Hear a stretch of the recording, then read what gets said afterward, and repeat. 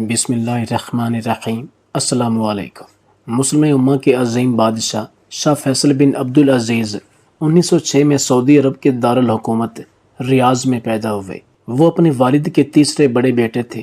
جس روز وہ پیدا ہوئے اسی روز ان کے ایک بڑے سوتیلے بھائی سعود بن عبدالعزیز کی بھی پیدائش ہوئی تھی۔ دونوں کی پیدائش میں محض 30 منٹ کا وقفہ تھا۔ شاہ فیصل کی والدہ کا نام طرفہ بنت شیخ تھا۔ وہ مشہور سعودی عالم دین عبداللہ اللطیف کی بیٹی تھی، جو محمد بن عبد الوہاب، جن کے پاس سے وہابی فرقے کی شروعات ہوئی، ان کی اولاد میں سے تھے۔ ان کی پیدائش کی خوشی میں ریاض میں مٹھائیاں تقسیم کی گئیں۔ 7ویں روز ان کے نانا نے کئی دمبے ذبح کر کے شہر بھر کی دعوت کی۔ یہ شاہ فیصل کا عقیقہ تھا۔ عقیقے کی تقریب میں شاہ عبدالعزیز نے اپنے بیٹے کا نام فیصل رکھا۔ یہ نام ان کے پردادا کے نام پر رکھا گیا تھا۔ شاہ عزیز کی خواہش تھی کہ ان کے بیٹے شاہ فیصل بھی اپنے پردادا جیسی صلاحیتیں پیدا کریں۔ شاہ عبدالعزیز ابھی 6 ماہ کے تھے کہ ان کی والدہ اس دار فانی سے کوچ کر گئیں، اس لیے ان کے نانا نے ہی انہیں پالا۔ نانا کے گھر میں ایک مسجد تھی جہاں بچے قرآن پڑھنے آیا کرتے تھے۔ یہ بچے مسجد کے صحن میں بیٹھ کر پڑھتے تھے اور ان کے استاد زمین پر قلم سے لکھتے تھے اور بچے اس کی نقل کر لیتے تھے۔ اس دور میں عربوں کے پاس جدید سہولتیں نہیں تھیں۔ وہ صحرا کے بدو تھے۔ کتابوں، کاپیوں، کاغذ یا بلیک بورڈ وغیرہ کا ان کے ہاں کوئی تصور ہی نہیں تھا۔ اس لیے شاہ فیصل کی تربیت بھی اسی حالت میں کی گئی۔ عرب ترقی کی دوڑ میں بھلے ہی پیچھے تھے، لیکن جنگی مہارت میں ان کا کوئی ثانی نہیں تھا۔ وہ اپنے وطن اور مذہب کے لیے سر دھڑ کی بازی لگا دیتے تھے۔ شاہ فیصل کے والد شاہ عبدالعزیز بھی بہت بڑے جنگجو تھے۔ انہوں نے جلا وطنی کی زندگی چھوڑ کر صرف مٹھی بھر ساتھیوں کے ساتھ عرب واپس آ کر اپنے والدین کی سلطنت دوبارہ حاصل کی۔ اب وہ اپنے بیٹے کو بھی اپنی طرح کا جان باز اور بہادر بنانا چاہتے تھے، اس لیے انہوں نے بیٹے شاہ فیصل کی جنگی تربیت میں کوئی کسر نہیں چھوڑی۔ انہیں بچپن سے قرآن پاک اور مذہبی علوم کے علاوہ سخت جنگی تربیت بھی دی گئی۔ وہ روزانہ صبح ہونے سے 2 گھنٹے پہلے اٹھ کر ورزش شروع کر دیتے تھے۔ انہیں تیر، تلوار اور بندوقوں سے لڑنا سکھایا گیا۔ جلد ہی وہ بہترین نشانے باز بن گئے۔ وہ اتنے سخت جان ہو گئے تھے کہ گھوڑے پر زین کسے بغیر گھنٹوں سواری کر سکتے تھے۔ صحرا کی تپتی ریت اور سخت پتھریلی جگہوں پر بھی ننگے پاؤں پیدل چل سکتے تھے۔ سخت گرمی میں بھی بہت دیر تک بھوکے پیاسے رہ سکتے تھے۔ شاہ فیصل نے صرف 10 سال کی عمر میں قرآن مجید حفظ کر لیا۔ جب وہ حافظ بن گئے تو اس خوشی میں ان کے والد نے الریاض میں جشن منایا۔ شاہ فیصل ایک گھوڑے پر بیٹھ کر پورے شہر میں گھومتے رہے۔ ان کے ساتھی طلباء اور قبیلے کے لوگ تلواریں لے کر گھوڑے کے سامنے رقص کرتے رہے۔ شہر کے لوگ بھی سڑکوں پر نکل آئے۔ ہر کسی کی کوشش تھی کہ وہ شہزادے کے پاس پہنچ کر انہیں مبارکباد دے۔ پھر شاہ عبدالعزیز نے اپنے بیٹے سے کہا کہ وہ ان کے لیے دعا کریں۔ حافظ قرآن شہزادے نے خدا کی بارگاہ میں ہاتھ اٹھا کر اپنے والد کی لمبی عمر اور کامیابیوں کی دعا بھی کی۔ شاہ عبدالعزیز نے اپنے بیٹے کو انعام میں جو ریال دیے وہ انہوں نے اپنے استاد کو دے دیے، کیونکہ وہی اس انعام کے صحیح حقدار تھے۔ جب شاہ فیصل 11 برس کے ہوئے تو ان کے والد نے ان کی تعلیم میں دلچسپی کو دیکھتے ہوئے انہیں مغربی تعلیم دلوانا شروع کر دی۔ شاہ فیصل کو انگریزی پڑھانے کے لیے استاد مقرر کیا گیا۔ اس استاد کی مدد سے شاہ فیصل نے دنیا کے بارے میں بہت کچھ جانا۔ انہیں جلد ہی انگریزی پر بھی عبور حاصل ہو گیا، کیونکہ وہ بہت ہوشیار اور ذہین و فطین تھے۔ پہلی جنگ عظیم کے بعد شاہ عبدالعزیز نے انہیں اپنا نمائندہ بنا کر لندن بھیجا۔ وہ چاہتے تھے کہ شہزادہ دنیا گھومے اور اس بارے میں علم حاصل کرے کہ اپنی سلطنت کو فائدہ کیسے پہنچانا ہے۔ شاہ فیصل تب محض 13 برس کے تھے جب وہ لندن گئے۔ لندن برطانیہ کا دارالحکومت تھا، جو کہ اپنے وقت کی سپر پاور تھی۔ برطانوی سلطنت میں تو سورج غروب نہیں ہوتا تھا۔ شاہ فیصل نے لندن اور برطانیہ کے کئی علاقے گھومے پھرے۔ انہوں نے اس کی ترقی دیکھ کر فیصلہ کیا کہ ایک روز وہ سعودی عرب کو بھی ایسا ہی ترقی یافتہ ملک بنا دیں گے۔ شاہ فیصل نے جو جنگی ٹریننگ حاصل کی تھی اسے آزمانے کا موقع انہیں جلد ہی مل گیا۔ پہلی جنگ عظیم، جو کہ 1914 سے 1918 تک جاری رہی، اس میں ترک عثمانی خلافت کو شکست ہوئی اور سلطنت کے بھی ٹکڑے ہو گئے۔ کمال عطا تارک نے خلافت کو ختم کر کے جدید ترک ریاست قائم کر دی۔ پہلی جنگ عظیم میں ترکوں کی شکست کی ایک بڑی وجہ حسین بن علی کی بغاوت تھی۔ اس نے پہلی جنگ عظیم کے دوران انگریزوں کے ایجنٹ لانس آف عربیہ کے ساتھ مل کر ترکوں سے بغاوت کی تھی۔ اس طرح ترکوں کی پیٹھ میں خنجر گھونپ دیا گیا۔ یہ شخص خود مسلمانوں کا خلیفہ بننا چاہتا تھا۔ برطانیہ بھی اسی سے ہی حلف لینا چاہتا تھا، کیونکہ اس طرح وہ دنیا بھر کے مسلمانوں کو اپنے کنٹرول میں لا سکتا تھا۔ لیکن مسلمان ترکوں کے غدار اور انگریزوں کے ایک ایجنٹ کو کسی طور بھی اپنا خلیفہ ماننے پر تیار ہی نہیں تھے۔ پہلی جنگ عظیم کے بعد جہاں ہندوستانی مسلمانوں نے ترکی کی خلافت بچانے کے لیے تحریک خلافت شروع کی، وہیں شاہ عبدالعزیز نے جعلی خلیفہ شریف مکہ سے دو ہاتھ کرنے کا فیصلہ کر لیا۔ بعض لوگ الزام لگاتے ہیں کہ شاہ عبدالعزیز نے بھی عثمانی ترکوں سے بغاوت کی تھی۔ یہ الزام بالکل غلط ہے۔ عثمانی ترک شاہ عبدالعزیز اور ان کے خاندان کے شروع سے ہی بدترین دشمن رہے۔ 18ویں صدی سے ہی ان کے درمیان جنگ و جدل کا سلسلہ جاری تھا۔ آل سعود نے کبھی بھی عثمان کی بالادستی قبول نہیں کی تھی اور کبھی ان کے ماتحت بھی نہیں رہنا چاہتے تھے۔ یہ سچ ہے کہ وہ عثمانیوں کے خلاف برطانیہ کے اتحادی تھے اور ان سے اسلحہ بھی لیتے تھے، لیکن برطانیہ شاہ عبدالعزیز سے زیادہ ہاشمیوں کے اتحادی تھے۔ جب آل سعود ہاشمیوں سے جنگ چھیڑتے تھے تو برطانیہ ان کا اسلحہ روک لیتا تھا۔ ویسے بھی عثمانیوں کو دھوکہ تو شریف مکہ اور ان کے ہاشمی خاندان نے دیا تھا۔ ان کا خاندان عثمانی ترکوں سے وفاداری کا حلف اٹھا چکا تھا اور سینکڑوں برس سے عثمانیوں کے ماتحت تھا، لیکن شریف مکہ نے 1916 میں عثمانیوں سے بغاوت کی تھی اور ان سے مکہ مدینہ چھیننے کے علاوہ عراق اور اردن پر بھی ان کا قبضہ کروایا تھا۔ ہاشمیوں اور آل سعود کے درمیان دشمنی کی ایک وجہ یہ بھی تھی کہ شریف مکہ نے آل سعود کی حج پر پابندی لگا دی تھی۔ آل سعود کی سلطنت، جسے نجد کی سلطنت کہا جاتا ہے، اس میں رہنے والا کوئی شخص حج نہیں کر سکتا تھا۔ اس لیے شاہ عبدالعزیز نے ہاشمیوں کے خلاف اعلان جنگ کر دیا۔ انہوں نے امت مسلمہ کو ایک پیغام بھی جاری کیا جس میں لکھا تھا کہ شریف مکہ اپنی رعایا پر ظلم کرتے ہیں، اس لیے وہ خلافت کے اہل نہیں ہیں۔ آل سعود مسلمہ کی طرف سے شریف مکہ کی ناجائز اور ظالمانہ خلافت کا تختہ الٹ دیں گے۔ یہ پیغام ان کے بیٹے شاہ فیصل کے مبارک ہاتھوں سے تحریر کیا گیا۔ شاہ فیصل اس وقت تک اپنی سفارتی اور جنگی صلاحیتوں کا لوہا منوا چکے تھے۔ ایک طرف 13 برس کی عمر میں لندن جا کر انہوں نے برطانیہ کو ہاشمیوں کی مدد سے روک دیا تھا۔ پھر 4 برس بعد 17 برس کی عمر میں انہوں نے حجاز کی ہاشمی سلطنت کے جنوب میں اسیر کی سلطنت پر 6000 جوانوں کے ساتھ حملہ کیا تھا۔ نوجوان فیصل کی یہ مہم شاندار کامیابی سے ہمکنار ہوئی۔ انہوں نے اسیر کو فتح کر کے اپنے والد کی سلطنت کا حصہ بنا لیا۔ 1924 میں آل سعود کے لشکر حجاز مقدس میں داخل ہو گئے اور جلد ہی مکہ اور مدینہ پر ان کے پرچم لہرانے لگے۔ شریف مکہ فرار ہو کر اردن چلا گیا۔ پھر عرب فوج نے جدہ کا محاصرہ کر لیا۔ شاہ عبدالعزیز نے اس محاصرے کی کمان خود کی، جبکہ شاہ فیصل اپنے والد کے ساتھ اس جنگ میں شریک تھے۔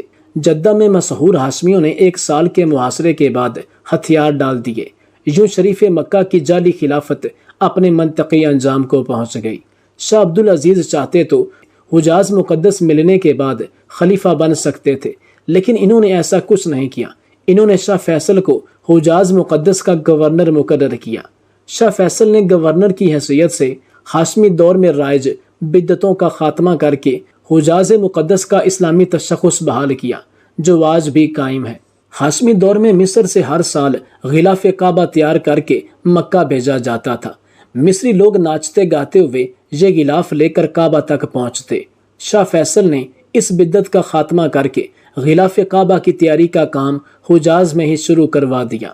1932 میں شاہ عبدالعزیز نے اپنی سلطنت کو سعودی عرب کا نام دے دیا۔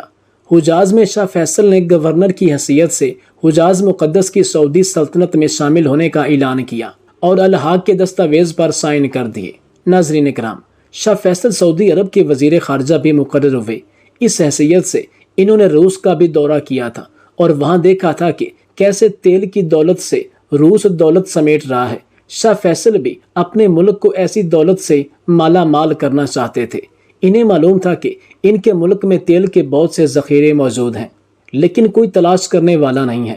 شاہ فیصل کے کہنے پر ان کے والد شاہ عبدالعزیز نے امریکی کمپنیوں کو سعودی عرب میں بڑے پیمانے پر تیل کے ٹھیکے دیے۔ ان میں سب سے بڑی کمپنی امریکہ کی اسٹینڈرڈ آئل آف کیلیفورنیا تھی۔ اس کمپنی نے 1933 میں سعودی عرب سے تیل کی تلاش کا معاہدہ کیا۔ اس کمپنی نے کئی برس کی کوششوں کے بعد 1938 میں دمام میں تیل کا ذخیرہ دریافت کر لیا۔ تیل کی دریافت سے سعودیہ کو بے تحاشا دولت ملی، جس سے آل سعود مالا مال ہو گئے۔ اس دولت کی وجہ سے شاہی خاندان کے کچھ لوگ عیش و عشرت میں پڑ گئے، لیکن شاہ فیصل عیش و عشرت کے قریب بھی نہیں گئے۔ وہ شراب و شباب سے دور رہتے تھے۔ انہوں نے کبھی نماز نہیں قضا کی تھی، ان میں غرور نام کی کوئی چیز نہیں تھی، اور وہ نمود و نمائش سے دور رہتے تھے۔ ان کی کردار کشی کے لیے جھوٹی کہانیاں بنائی گئیں، لیکن یہ کبھی ثابت نہیں ہوئی۔ شاہ فیصل وزیر خارجہ کے طور پر ایک بار ہندوستان بھی آئے تھے، اور کراچی وہ قائد اعظم سے بھی ملے تھے۔ شاہ فیصل نے پاکستان کے قیام کی مکمل حمایت بھی کی تھی۔ وہ امت مسلمہ کو ایک پلیٹ فارم پر اکٹھا کرنا چاہتے تھے۔ ان کی تجربہ کار نظروں نے دیکھ لیا تھا کہ عالمی طاقتیں فلسطین میں یہودی ریاست قائم کرنا چاہتی ہیں۔ شاہ فیصل نے اس کی بھرپور مخالفت کی۔ وہ اسلامی دنیا کی پہلی بڑی شخصیت تھے جس نے یہ بھانپ لیا تھا کہ امریکہ مسلمانوں کا دوست نہیں ہو سکتا، اگرچہ ان کے والد شاہ عبدالعزیز امریکہ کے ساتھ دوستی نبھا رہے تھے اور سعودی عرب میں فوجی اڈے بھی دے رہے تھے۔ شاہ فیصل بھی اپنے والد کی وجہ سے کھل کر امریکہ کی مخالفت تو نہیں کر سکے، لیکن وہ دبے لفظوں میں احتجاج ضرور کرتے تھے۔ لیکن ایک موقع پر انہوں نے امریکہ پر اعتماد کرنے کی غلطی کر لی، پھر یہ غلطی انہیں بہت مہنگی پڑی۔ ناظرین کرام، دوسری جنگ عظیم کے بعد امریکہ اور سعودی عرب کے تعلقات بہت خوشگوار تھے۔ شاہ فیصل سعودی وزیر خارجہ کی حیثیت میں امریکہ گئے تھے، اور انہوں نے اقوام متحدہ کے قیام کے موقع پر اس کی ممبرشپ بھی سائن کی۔ اقوام متحدہ کے قیام کے بعد انہیں پوری امید ہو گئی کہ اب وہ فلسطین میں کوئی یہودی ریاست نہیں بننے دیں گے۔ وہ سمجھ رہے تھے کہ امریکہ اسرائیل کے قیام کے حق میں نہیں۔ اس اعتماد کی وجہ یہ تھی کہ امریکی صدر روز فلیٹ نے دوسری جنگ عظیم ختم ہونے سے پہلے شاہ عبدالعزیز سے ایک ملاقات کی تھی۔ یہ ایک امریکی بحری جنگی جہاز پر ہونے والی ملاقات میں امریکی صدر نے سعودی بادشاہ کو یقین دلایا تھا کہ اسرائیل قائم نہیں ہوگا، امریکہ اس کے حق میں ووٹ نہیں دے گا، یا کم از کم سعودی عرب سے مشورہ ضرور کرے گا۔ اس یقین دہانی کی وجہ سے شاہ فیصل بھی اس حوالے سے پر اعتماد تھے، مگر امریکہ پر اعتماد کرنا ان کی بڑی غلطی بن گیا۔ صدر روز ویلٹ تو دوسری جنگ عظیم ختم ہونے سے پہلے ہی چل بسے۔ ان کی جگہ ہیری ٹرومین امریکی صدر بنے، جو اپنے سے پہلے عہدیداروں کا وعدہ نبھانے میں کوئی دلچسپی نہیں رکھتے تھے۔ نومبر 1947 میں جب فلسطین کے مسئلے پر ووٹنگ ہوئی تو امریکہ نے اسرائیل کے قیام کے حق میں ووٹ دے دیا۔ جنرل اسمبلی کے 33 ووٹ سے اسرائیل کے قیام کے حق میں فیصلہ ہو گیا۔ اس فیصلے سے شاہ فیصل کو اتنا غصہ آیا کہ انہوں نے سعودی عرب واپس پہنچ کر کہا کہ اگر میرے بس میں ہوتا تو میں آج امریکہ سے سارے تعلقات ختم کر دیتا، لیکن مسئلہ یہ تھا کہ ان کے والد شاہ عبدالعزیز بادشاہ تھے اور وہ امریکہ سے تعلق ختم کرنے کے حق میں نہیں تھے۔ فیصل کے ساتھ دوسرا مسئلہ یہ تھا کہ وہ ابھی فوری بادشاہ نہیں بن سکتے تھے۔ سعودی رواج کے مطابق بادشاہت پر ان کے سوتیلے بڑے بھائی سعود بن عبدالعزیز کا حق تھا، جو کہ شاہ فیصل سے صرف 30 منٹ پہلے پیدا ہوئے تھے۔ اس لیے ان کے والد شاہ عبدالعزیز نے انہیں اپنا جانشین مقرر کر دیا۔ حالانکہ وہ اپنے اس بیٹے کی صلاحیتوں کے اتنے قائل نہیں تھے، بلکہ حسرت سے کہا کرتے تھے کہ کاش میرے پاس فیصل جیسے 3 بیٹے ہوتے۔ 1953 میں شاہ عبدالعزیز اس دار فانی سے کوچ کر گئے۔ ان کی جگہ سعود بن عبدالعزیز بادشاہ بنے اور شاہ فیصل کو ان کا ولی عہد مقرر کر دیا گیا۔ سعود بن عبدالعزیز ایک عیاش بادشاہ ثابت ہوئے۔ ان کی 100 سے زائد بیویاں اور لونڈیاں 24 گھنٹے دستیاب رہتی اور محل میں بے شمار قیمتی گاڑیاں تھیں۔ وہ شراب کے بھی شوقین تھے۔ جب انہوں نے دیکھا کہ سعودی معاشرے میں ان کی شراب نوشی کو اچھی نظر سے نہیں دیکھا جاتا تو وہ امریکی کیمپس میں جا کر شراب پینے لگے۔ ان کے دور میں امریکہ سعودی عرب میں اپنے اڈے قائم کر چکا تھا۔ اس کی تیل نکالنے والی کمپنی کنسٹرکشن سائٹ پر امریکی انجینئرز کے رہنے کے لیے جو جگہ بنی ہوئی تھی، وہاں کھلے عام شراب پی جاتی تھی اور عیاشی کا بازار گرم ہوتا تھا۔ بدقسمتی سے سعودی بادشاہ بھی ان محفلوں میں شریک ہوتے تھے اور وہاں بیٹھ کر شراب پیتے اور داد عیش دیتے۔ شاہ سعود کی عیاشی اور فضول خرچی اس حد تک بڑھ چکی تھی کہ دارالحکومت ریاض کی آدھی بجلی سے صرف شاہ سعود کے محلوں میں ایئر کنڈیشنر چلتے تھے۔ ساتھ ہی نئے نئے طرز کی تعمیر کا سلسلہ بھی جاری تھا۔ شاہ سعود کی بادشاہت کے پہلے چند برس میں ہی سعودی عرب کا قرض $200 ملین سے بڑھ کر $480 ملین ہو گیا۔ سعودی کرنسی ریال کی قیمت آدھی گر چکی تھی۔ قرضوں اور مہنگائی کی وجہ سے کئی سرکاری منصوبے روکنا پڑ گئے۔ یہ سب دیکھ کر شاہ فیصل کا دل خون کے آنسو رونے لگا۔ انہوں نے اس عظیم سلطنت کے قیام کے لیے اپنا خون پسینہ بہایا تھا۔ اب اسے اپنی آنکھوں کے سامنے تباہ ہوتے ہوئے نہیں دیکھا جا سکتا تھا، لیکن وہ زیادہ دیر خاموش نہ رہ سکے۔ وہ سلطنت کے ولی عہد تھے اور اس حیثیت میں انہوں نے 1958 میں تمام حکومتی اختیارات اپنے کنٹرول میں کر لیے۔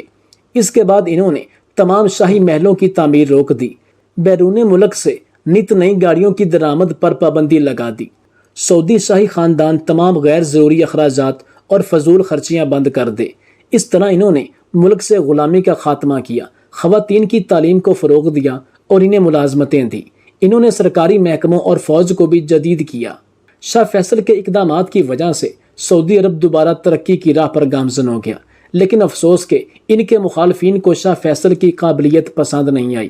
وہ جو سعودی تیل کی دولت پر عیش کرنا چاہتے تھے، انہوں نے شاہ فیصل کے خلاف شاہ سعود کے کان بھرے۔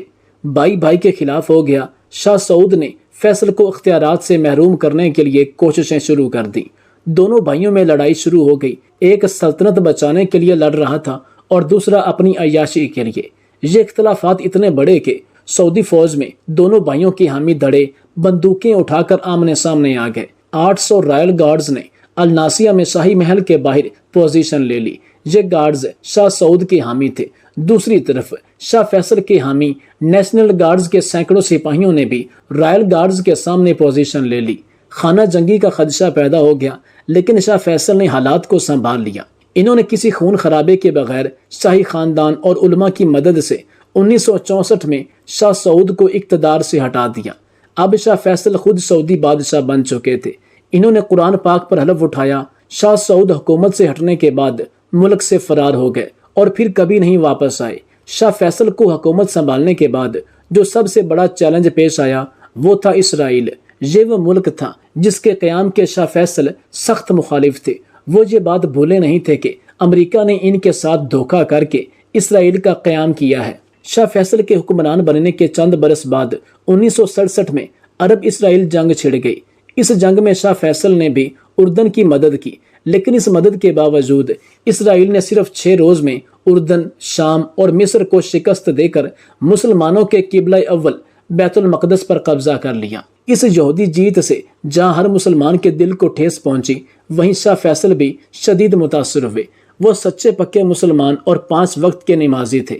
انہیں بیت المقدس سے شدید محبت تھی۔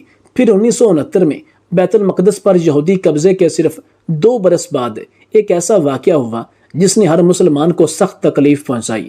آسٹریلیا کے ایک عیسائی ڈینس مائیکل روبن نے مسجد اقصی میں داخل ہو کر وہاں رکھے صلاح الدین ممبر کو آگ لگا دی۔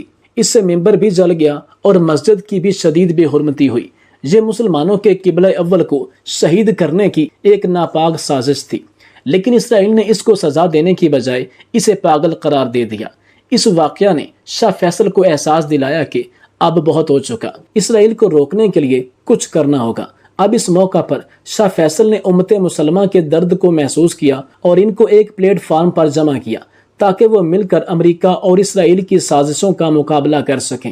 اس لیے انہوں نے ثانیہ مسجد الاقصی کے 1 ماہ بعد مراکش کے دارالحکومت رباط میں مسلم ممالک کو جمع کیا۔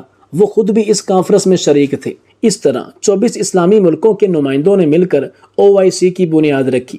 اس طرح ایک اسلامی بلاک بنانے کا شاہ فیصل کا خواب شرمندہ تعبیر ہوا۔ شاہ فیصل نے صرف اسلامی بلاک نہیں بنایا بلکہ اسرائیل کے خلاف ایک فیصلہ کن جنگ میں تیاریاں بھی شروع کر دیں۔ سعودی عرب کا کوئی بارڈر اسرائیل کے ساتھ نہیں لگتا تھا، اس لیے شاہ فیصل نے مصر اور شام کی بھرپور مدد کی کہ وہ اسرائیل کے خلاف جنگ کریں۔ سعودی عرب اور تمام مسلمان ممالک جن میں پاکستان بھی شامل تھا، اس نے اسرائیل کے خلاف ایک بڑی جنگ چھیڑ دی۔ 6 اکتوبر 1973 کا دن جدید اسلامی تاریخ میں ہمیشہ یاد رکھا جائے گا، جب مصر اور شام کی فوجیں اسرائیل پر ٹوٹ پڑی۔ مصری فوجیوں نے نہر سویس کے مشرقی کنارے پر اسرائیل کی ناقابل شکست بورلے لائن کو ناکام بنا دیا اور صحرائے سینا میں زبردست پیش قدمی کی۔ شام کی فوج بھی میدان میں داخل ہو گئی اور یہودی فوجوں کے چھکے چھڑا دیے، لیکن اس موقع پر امریکہ نے اسرائیل کی مدد شروع کر دی، لیکن شاہ فیصل نے اس سے نمٹنے کی تیاری کر رکھی تھی۔ انہوں نے عرب ممالک کے ساتھ مل کر امریکہ، جاپان اور کئی یورپی ممالک کا تیل بند کر دیا۔ اس سے ان ممالک میں گاڑیوں کی لمبی لمبی قطاریں لگ گئیں۔ امریکی معیشت کو 2.5% نقصان برداشت کرنا پڑا اور اس کی معیشت کا پہیہ جام ہو گیا۔ امریکہ اس حد تک پریشان ہو گیا تھا کہ کرسمس پر بھی شہروں کی لائٹس بند کرنا پڑی، پیٹرول چوری ہونے لگا اور لوگ پیٹرول کی حفاظت کے لیے ہتھیار رکھنے لگے۔ یورپ کے کئی شہروں میں تو ہفتے کے ایک روز گاڑیاں بند کر کے سائیکلوں اور گھوڑا گاڑیوں پر سفر کیا جانے لگا۔ امریکی وزیر خارجہ ہنری کیسنجر شاہ فیصل کو دھمکیاں دینے لگے کہ اگر تیل کی پابندی ختم نہ ہوئی تو تمہیں پتھر کے دور میں پہنچا دیں گے۔ جواب میں شاہ فیصل نے کہا کہ امریکہ وہی لوگ ہیں جو تیل کے بغیر زندگی کا تصور بھی نہیں کر سکتے، لیکن ہم تو کھجوریں کھا کر بھی اور اونٹنیوں کا دودھ پی کر بھی گزارا کر سکتے ہیں۔ ہمیں اپنی پرانی زندگیوں میں واپس جانے میں کوئی مسئلہ نہیں ہوگا۔ ہم یہ زندگی گزارنے کے لیے تیار ہیں، لیکن تمہاری دھمکیوں میں نہیں آئیں گے۔ امریکہ کو ان کے جوابات سے بہت پریشانی ہوئی، لیکن اس نے اسرائیل کی مدد کرنا نہ چھوڑی۔ امریکہ کے دیے ہوئے طیاروں اور دوسرے اسلحہ سے اسرائیل نے ایک بار پھر عربوں کو پیچھے ہٹنے پر مجبور کر دیا۔ ایک طرف اس کی فوج نے نہر سوئس پر قبضہ کر لیا اور دوسری طرف اس کی فوج شام میں دمشق کے قریب پہنچ گئی۔ اس موقع پر عربوں کے اتحادی سوویت یونین نے اسرائیل کو فوجی کارروائیوں کی دھمکی دے کر پیش قدمی روکنے پر مجبور کر دیا۔ عربوں اور اسرائیل میں جنگ بندی ہو گئی۔ اس طرح عربوں کے علاقے اسرائیل کے قبضے میں جاتے جاتے بچ گئے۔ اس واقعہ کے اگلے برس 1974 میں پاکستان لاہور میں دوسری اسلامی سربراہی کانفرنس ہوئی۔ اس میں شاہ فیصل بھی شریک تھے، لیبیا کے کرنل قذافی بھی اور مصر کے انور سادات بھی۔ شاہ فیصل نے اس کانفرنس کے لیے پاکستانی وزیر اعظم ذوالفقار علی بھٹو کی بہت مدد کی۔ انہوں نے ہر اسلامی ملک کے سربراہ کو خود درخواست کی تھی کہ وہ لاہور آئے۔ لاہور کی اسلامی سربراہی کانفرنس نے امریکہ اور اسرائیل کو ہلا کر رکھ دیا۔ اس لیے امریکہ اب شاہ فیصل سے بدلہ لینے کی ترکیبیں سوچنے لگے، لیکن یہ سازش اس طرح کرنی تھی کہ امریکہ یا اسرائیل کا نام نہ آئے۔ اس لیے امریکیوں نے شاہ فیصل کے ایک بھتیجے فیصل بن موساد کو اپنا اعلی کار بنایا۔ فیصل بن موساد کا ایک بھائی خالد بن موساد سعودی عرب میں ایک ٹی وی اسٹیشن پر حملہ کرنے کے دوران سیکیورٹی فورسز کے ہاتھوں مارا گیا۔ اب فیصل بن موساد اپنے بھائی کے قتل کا بدلہ شاہ فیصل سے لینا چاہتا تھا۔ وہ امریکہ اور اسرائیل کا رائے کار بن گیا۔ 1975 میں وہ امریکہ سے واپس عرب آیا۔ 25 مارچ کو وہ ایک پستول اپنے لباس میں چھپا کر ریاض کے شاہی محل میں پہنچا۔ مسلح فیصل بن موساد شاہ فیصل کے ملاقاتی کمرے میں پہنچ گیا، جہاں شاہ فیصل حکومتی عہدیداروں اور عام لوگوں سے ملتے تھے۔ شاہ فیصل اسے دیکھ کر خوش ہوئے کیونکہ وہ ان کا بھتیجا تھا۔ اسے چومنے کے لیے آگے بڑھے۔ اس شخص نے شاہ فیصل پر فائرنگ کر دی۔ شاہ فیصل کے سر میں گولیاں لگیں اور اسلامی دنیا کا یہ عظیم سپوت فرش پر گر پڑا۔ انہیں ہسپتال لے جایا گیا، جہاں ایک امریکی ڈاکٹر نے ہی ان کا علاج کیا۔ شاہ فیصل سے عقیدت رکھنے والے لوگ یہ سمجھتے ہیں کہ یہ بھی امریکی CIA کی پلاننگ کا حصہ تھا۔ امریکی ڈاکٹر نے جلد ہی اعلان کر دیا، لیکن بعد کی تحقیقات میں یہ بات بھی واضح ہوئی کہ جس وقت اعلان کیا گیا تھا اس وقت شاہ فیصل شہید نہیں ہوئے تھے، بلکہ ان کی سانسیں چل رہی تھیں اور ان کے بچنے کے امکانات تھے۔ لیکن CIA نے امریکی ڈاکٹر کے ذریعے سازش کر کے انہیں جلد ہی موت کے گھاٹ اتار دیا۔ ہر طرف یہ خبر پھیل گئی کہ شاہ فیصل شہید ہو چکے ہیں۔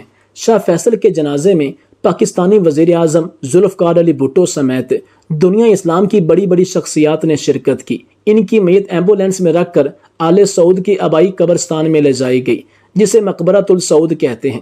یہاں انہیں اپنے والد کے پہلو میں سپرد خاک کر دیا گیا۔ انا للہ و انا الیہ راجعون۔ شاہ فیصل تو شہید ہو گئے، لیکن ان کے قاتلوں کا آج تک نہیں پتہ لگ سکا کہ اس کے بعد وہ کہاں غائب ہو گئے یا جان بوجھ کر انہیں منظر سے غائب کیا گیا۔ امریکہ اور اسرائیل کا پلان کامیاب رہا۔ شاہ فیصل کی شہادت کے بعد مسلم دنیا میں پھوٹ پڑ گئی اور اسلامی بلاک بھی عملی طور پر ختم ہو گیا۔ شاہ فیصل کے قریبی ساتھیوں میں ذوالفقار علی بھٹو، انور سادات اور پھر معمر قذافی بھی افسوسناک انجام سے دوچار ہوئے۔ ان سب کو بھی شاہ فیصل کی طرح اسلامی بلاک بنانے کی سزا ملی۔ ان سب لوگوں کے منظر سے ہٹنے کے بعد اب اسلامی بلاک یعنی OIC ایک ایسا فورم بن کر رہ گیا ہے جو صرف مذمتی قراردادیں پاس کرا سکتا ہے، بلکہ اب تو ایسے کام بھی صحیح طرح سے انجام نہیں پاتے کیونکہ ایک حقیقی سمجھدار اور جان باز سربراہ کے بغیر ایک گھر نہیں چل سکتا۔ اتنے زیادہ اسلامی ممالک کیسے چل سکتے ہیں؟ کیونکہ ان میں سے آج ایک بھی ایسا نظر نہیں آتا جو اسرائیل اور امریکہ کو کھلے عام آنکھیں دکھا سکتا ہو اور اسلامی بلاغ کی حقیقی طور پر رہبری کر سکے۔ امت مسلمہ آج بھی ایک ایسے لیڈر کی تلاش میں ہے جو شاہ فیصل کی طرح دشمن کی آنکھوں میں آنکھیں ڈال کر بات کر سکے۔ اللہ تعالیٰ سے دعا ہے کہ وہ پاکستان اور دیگر تمام اسلامی ممالک کو حقیقی طور پر اسلام سے محبت کرنے والے اور دلیر بہادر سربراہان عطا کرے جو مسلمانوں کا درد دل رکھنے والے ہوں اور اسلام کی سربلندی کے لیے اپنی جانوں کا نذرانہ پیش کرتے ہوئے یہ علم پوری دنیا میں لہرا دیں۔